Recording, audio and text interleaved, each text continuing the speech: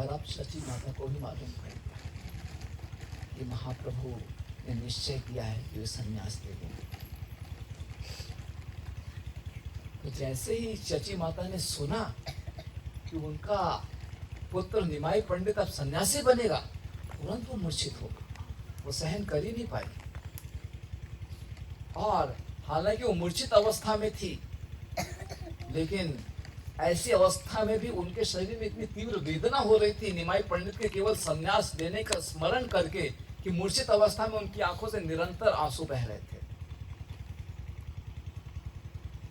श्री चैतन्य महाप्रभु जब अपने घर पहुंचते हैं तो अपनी माता की ऐसी अवस्था को देखकर जान जाते हैं, ये मेरी माँ ने मेरे संन्यास लेने की खबर प्राप्त कर ली है। और तब श्री चैतन्य महाप्रभु के हृदय में अपनी माता के प्रति अपार प्रेम के कारण उनका हृदय पिघलने लगा और वे प्रतीक्षा करने लगे कि कब उनकी माता पुनः जागृत अवस्था में आएगी।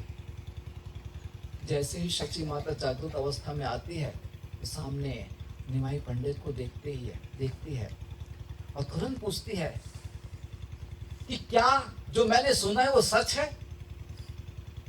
क्या आप हमारे घर को छोड़कर एक सन्यासी का कठिन जीवन व्यतीत करोगे?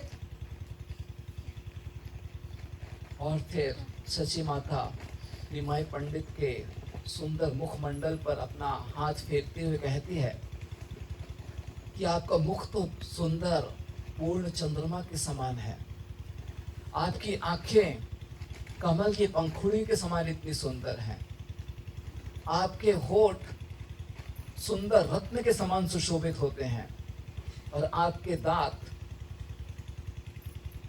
जस्मिन के फूलों के समान बहुत ही चमकदार हैं और आपके इतने सुंदर केश रेशम से भी सुंदर हैं।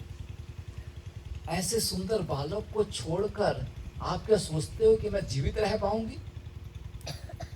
कितना क्रूर है विधाता कि पहले मेरा ज्येष्ठ पुत्र विश्वरूप, उसने मेरे हृदय के प्रेम को ठुकरा दिया और अपनी कम आयु में उसने संन्यास ले लिया और अब मैं उसे कभी देख नहीं पाती हूं।